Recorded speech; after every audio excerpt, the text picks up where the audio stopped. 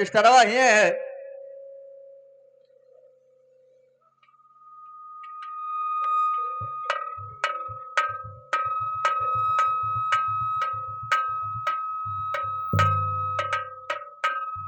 ले आ रजिस्टर कलम। हाँ बोला मंत्री बाबू।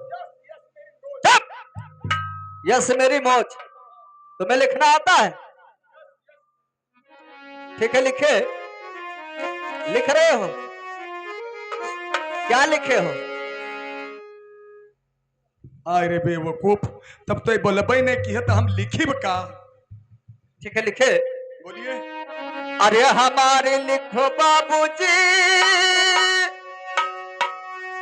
अरे हमारे लिखो बाबूजी, और छोटी सी राजिया हमार लिख लो बाबूजी।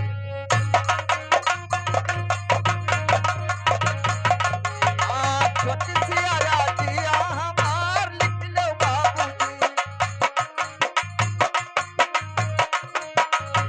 अरे हमारे लिखो बाबूजी, हमारे लिखो बाबूजी, और छोटी सी राजिया हमार लिख लो बाबूजी।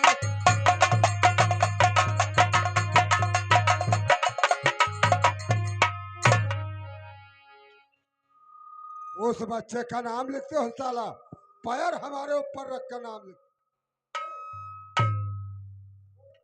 हरे पहली सुमिरनी सुमिरी, हरे अपने माता पिता का लिखो बाबूजी, उबारे से कई दिन शयान हमारे बाबू।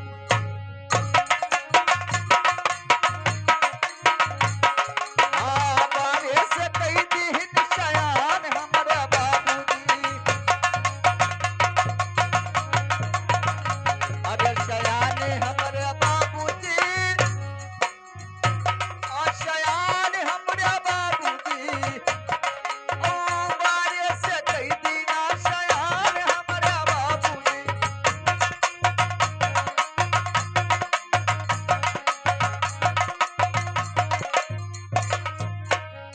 अरे दूसरी सुमिरनी सुमिरो, अरे अपने गुरु का लिखो बाबूजी, और तिन्हें अकेलिया बुद्धि ज्ञान हमारे बाबू।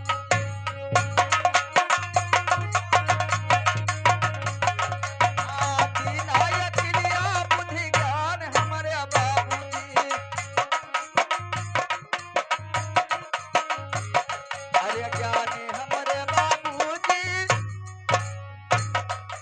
ज्ञान हमारे बाबूजी, ओ तिन्हें अकेलिया बुद्धि ज्ञान हमारे बाबूजी।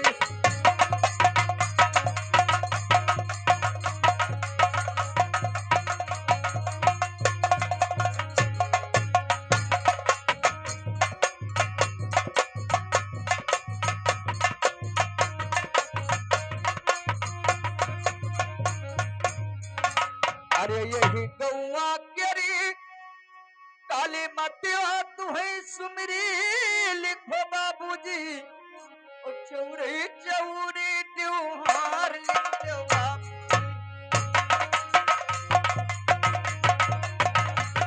त्योहारी लिखो बाबूजी।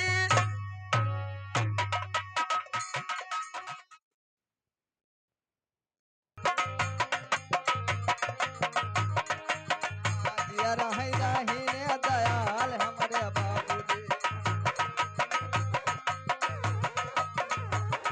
दयाल हमरे बाबू, ओ दयाल हमरे बाबूजी, जिया रहे दही दयाल हमरे बाबूजी। दयाल हमारे बाबूजी, दयाल हमारे बाबूजी, ओ दिया रहे रहे दयाल हमारे बाबूजी।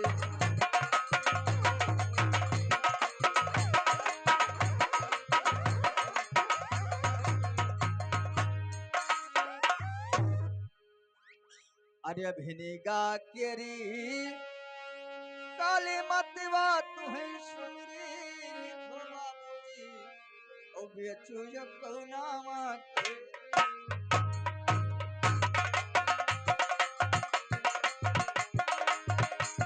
अरे कर हमरे बाबू, अरे कर हमरे बाबूजी, ये तुया खाबो ना कर हमरे बाबूजी।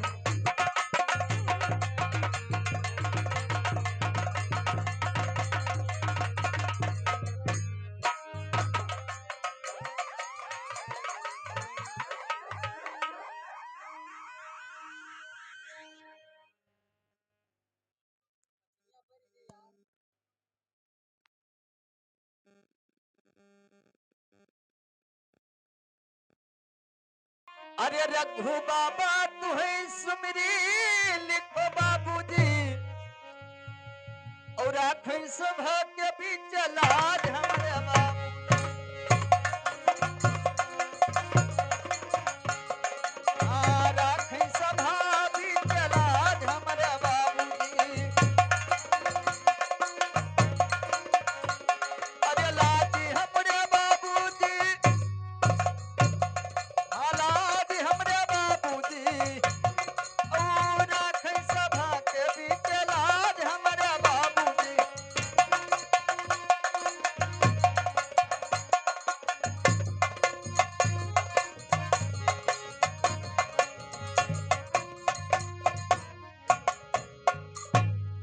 अरे सभावा में बैठी मतवा बहन के परिणाम लिखो बाबूजी और ठकुर न कही जय राम लिख दो बाबू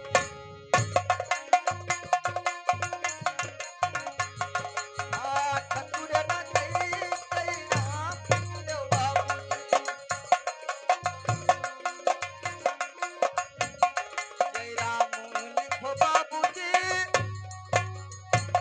जय राम लिखो बाबूजी ओ ठकुर न कही जय राम लिख लो बाबूजी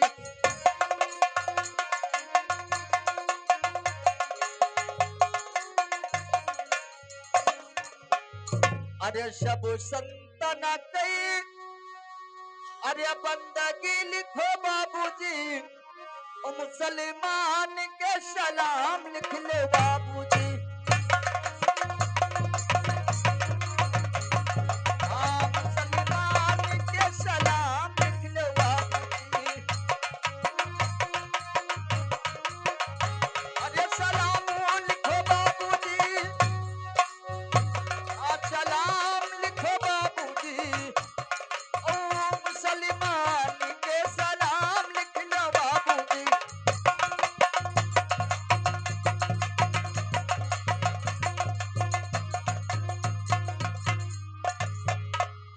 और लिखे बाबूजी हरि कसवापुर नगरिया बाबू हमारा मकनवा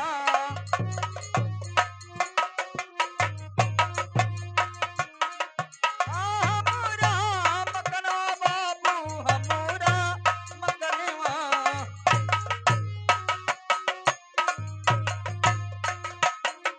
अरे कसवापुर नगरिया बाबू अरे हमारा मकनवा ओ मौजा मझुआ हमार लिख लो बाबूजी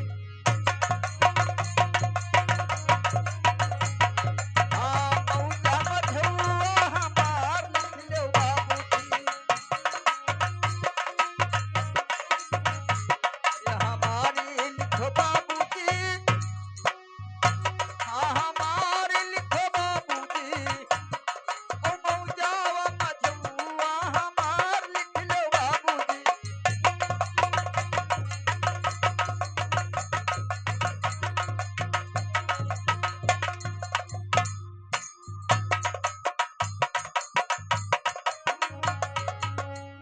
अरे मौजावा मझुआ अरे हमारी लिखो बाबूजी और पोस्टा लगे कोटवा हमार लिख लो बाबूजी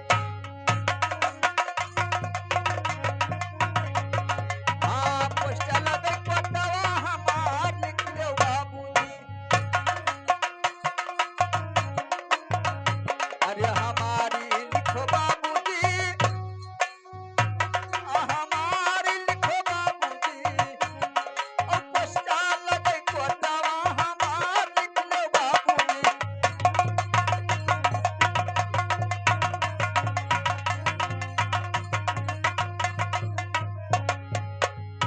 अरे पोस्टे ला गई कोठीमा अरे हमारी लिखो बाबूजी और थाना लगे भिनी गावा बाजार लिख ले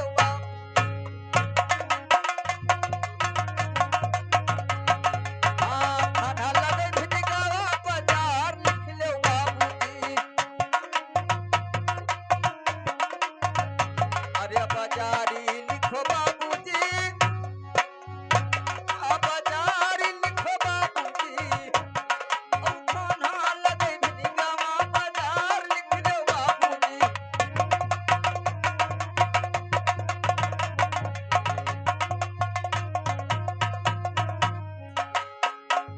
अरे बला की हमरा ला गई अरे हरि हरि पुरी रानी लिखो बाबूजी और जिला सरबस्ती हमार लिख लो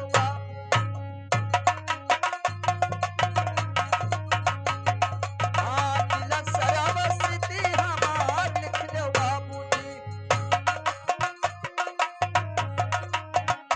अरे हमारी लिखो बाबूजी हमारी लिखो बाबूजी और जिला सरबस्ती हमार लिख लो बाबूजी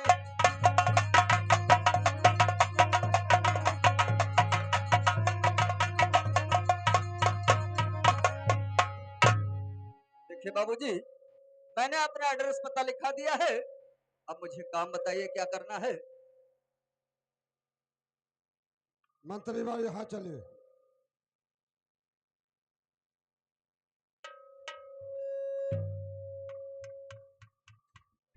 मंत्री बार ये जो लिखाया है इसे जाकर बता दो कि जो ये पाहीपुरवा तुमने लिखाया है इससे यहाँ नौकरी नहीं मिलेगा। जब तक अपने आधार कार्ड का एड्रेस नहीं लिखाओगे तब तक यहाँ पे तुम्हें नौकरी नहीं मिल पाएगा। ओ भैया क्या बात पहले अपन भतार कार्ड दे क्या बात? साले आधार कार्ड की भतार कार्ड में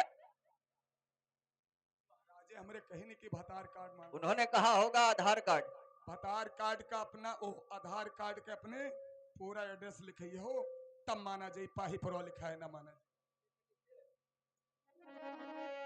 अरे पिताजी हमारी गईले सुरपुरी धमावा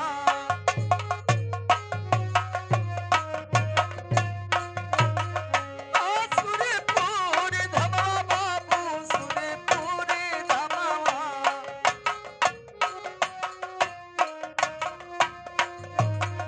अरे पिताजी हमारी गईले अरे सुरपुरी धमावा और घर छोड़ा मातावा ये खेल हमारे बाप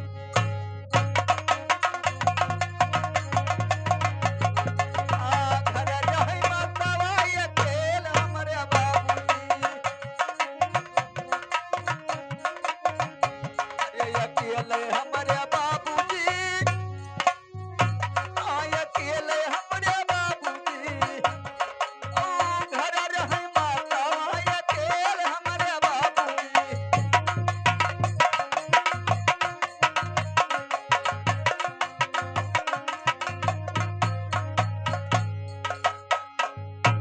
अरे चाचा जी कई नाम लिखो जगन्नाथ सिंह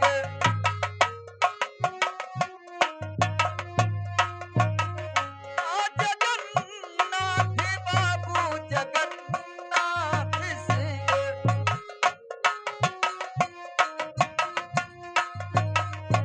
अरे चाचा जी के नाम लिखो अरे जगन्नाथ सिंह ठाकुरवा घर कोई करत है देखभाल हमारे बाबू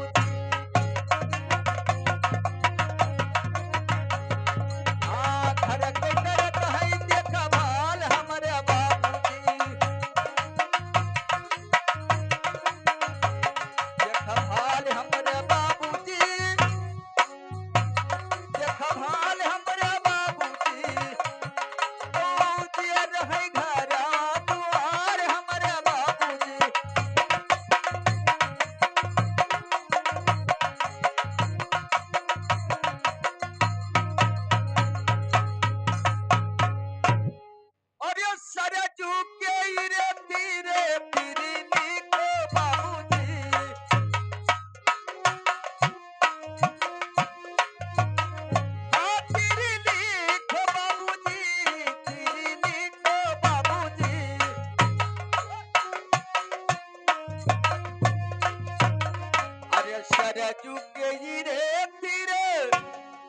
हरे तीर लिखो बाबूजी वही के किनारवा हमरे सिर लिख लो बाबूजी वही के किनारवा हमरे सिर लिख लो बाबूजी अरे सिर लिखो बाबूजी सिर लिखो बाबूजी वही के किनारवा हमरे सिर लिख लो बाबूजी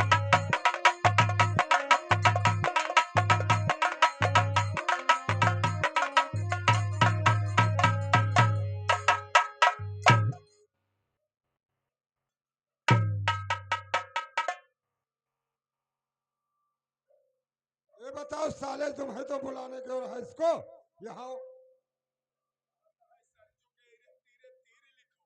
वही के किनारे हमार सिर लिखो बाबूजी अपना सिर है एकरे तो तोरे करी जब ये अतरा सिरदार है तो यहाँ तुम्हारे नौकरी करेगा नहीं करेगा।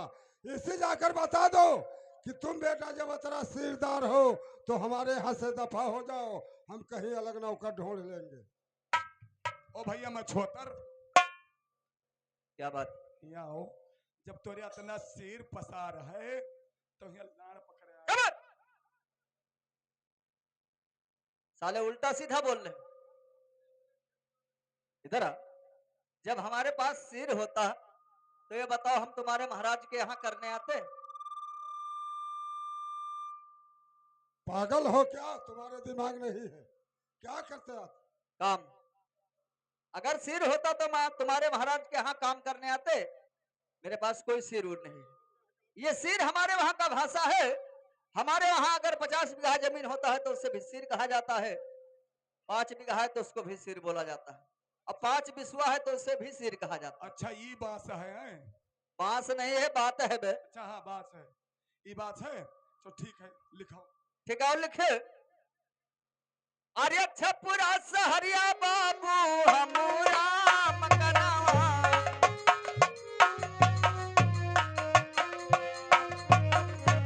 हमरा मकनवा बाबू हमरा मकनवा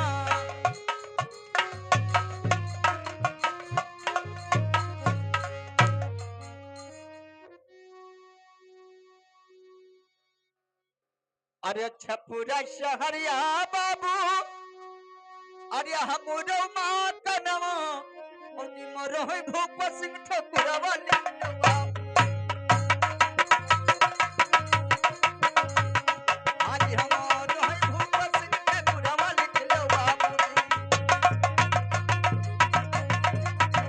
अरे ठकुरवा लिखो बाबूजी अरे ठकुरवा लिखो बाबूजी आज हमरो है भूप सिंह ठकुरवा लिखवा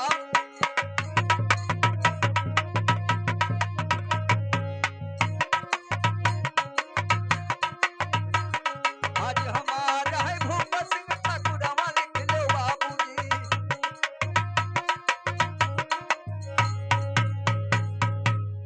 देखिए बाबूजी आखिरी नाम बचा है वो भी लिख दीजिए। अरे पिताजी कई नाम लिखो शेर सिंह बहादुर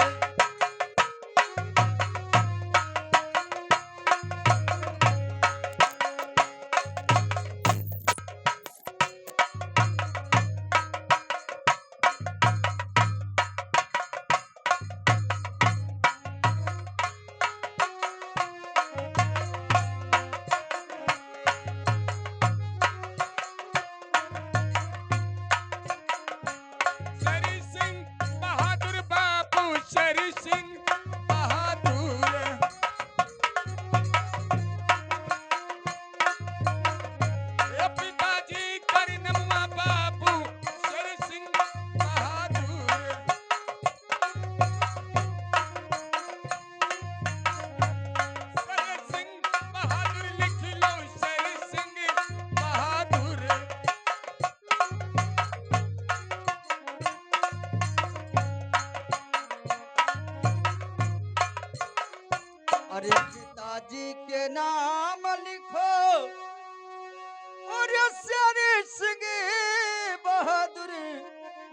और ये पिताजी के नाम लिखो और ये शेर सिंह बहादुर जिनकर बेटा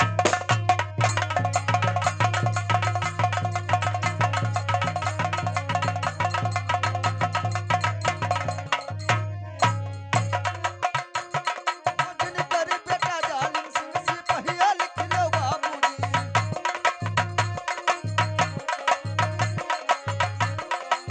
सिपहिया लिखो बाबूजी अरे सिपहिया लिखो बाबूजी जिनकर बेटा जालिम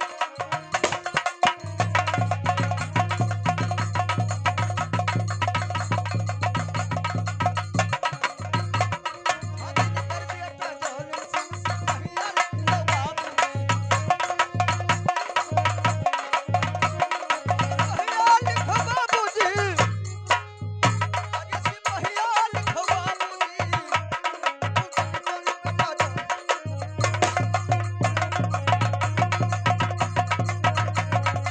जिनकर बेटा जालिम सिंह सिपहिया लिख लो बाबूजी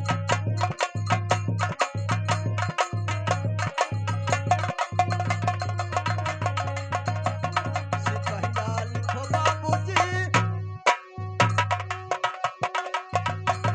सिपहिया लिखो बाबूजी जिनकर बेटा जालिम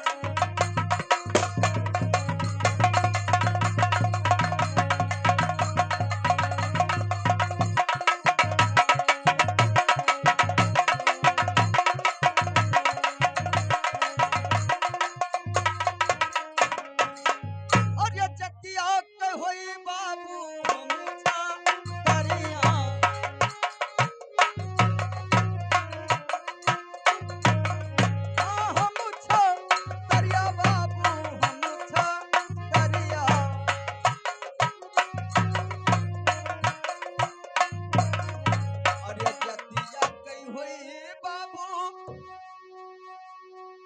और ये हम मुछा करिया और ये जतिया कई हुई बाबू और ये हम छरियो और नम गहिर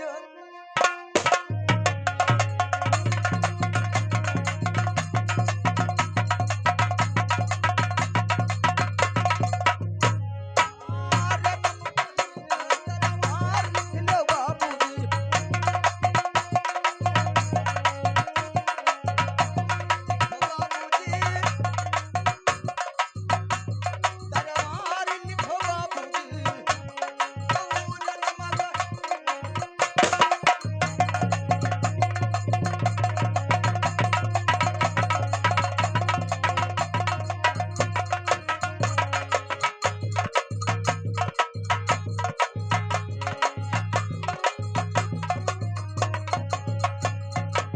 अरे बरही बरिस के अरे हमारी उमरिया लिखो बाबूजी अरे बरही बरिस के अरे हमारी उमरिया लिखो बाबूजी उबनो बिच गोलियां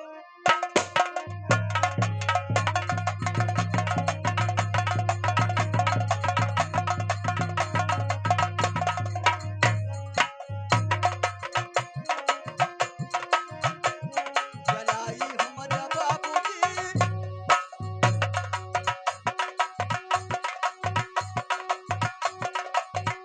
अरे जलाई हमारा बाबूजी बना बिच गोलियां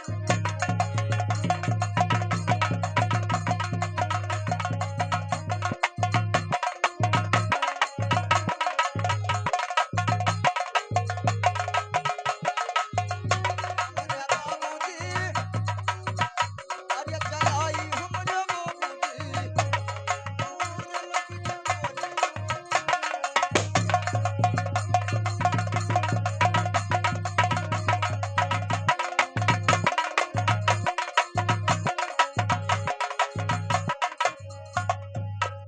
अरे बरही बरिसीमा अरे भैले मोर बियाहवा लिखो बाबूजी उन नैहर तेरी वाजो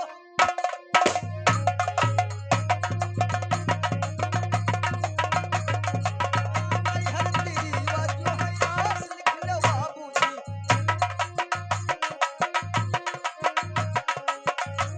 लिखो बाबूजी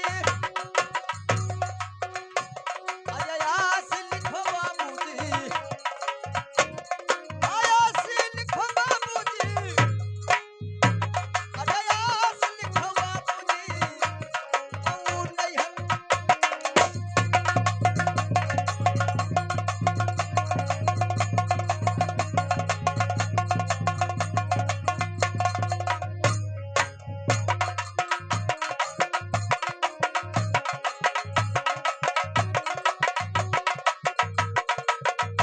अरे आस लिखो बाबूजी अरे आस लिखो बाबूजी नैहर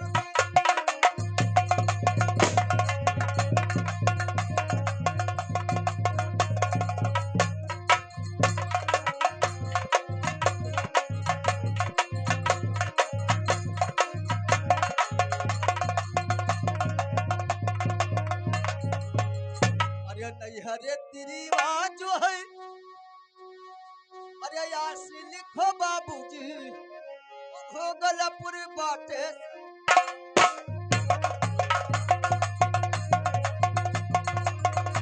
भोगलपुर बाटे ससुराल लिखो बाबूजी ससुराल लिखो बाबूजी ससुराल लिखो बाबूजी भोगलपुर बाटे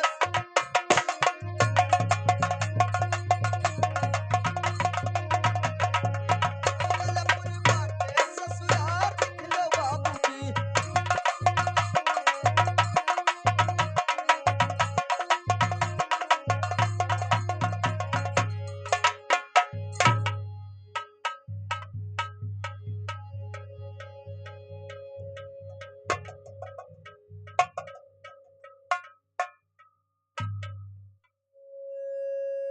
हेलो मंत्री बार हाँ? अरे साले सो रहे हो यहाँ हो ना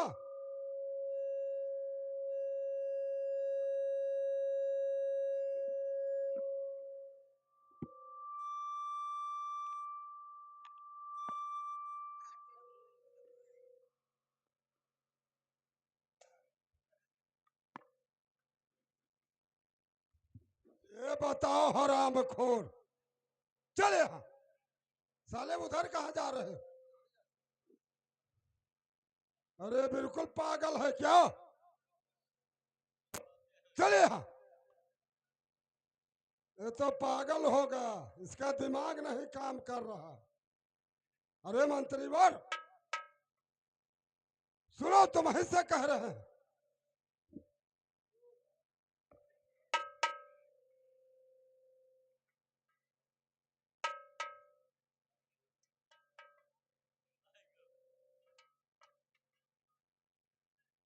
चले यहाँ हरामखोर बिल्कुल पागल हो गया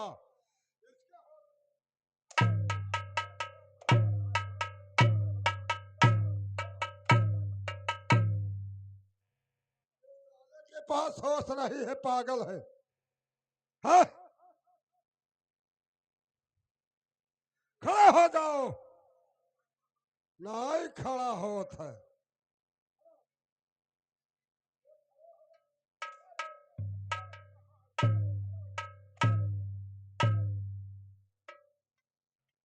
ये बताओ साले बुला लेके इसको आयो जिस समय इसको बुलाने गयो तो क्या वहां अंधे थे हाँ? अरे साले गाली बकरा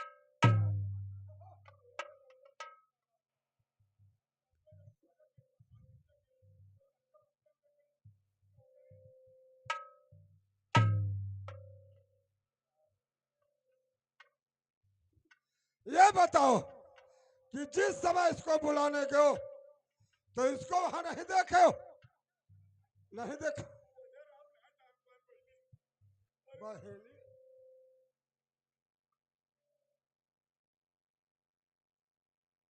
अच्छा खड़े हो जाओ, तुम्हारे गलती को क्षमा कर रहा हूं। अरे माफ कर रहा हूं।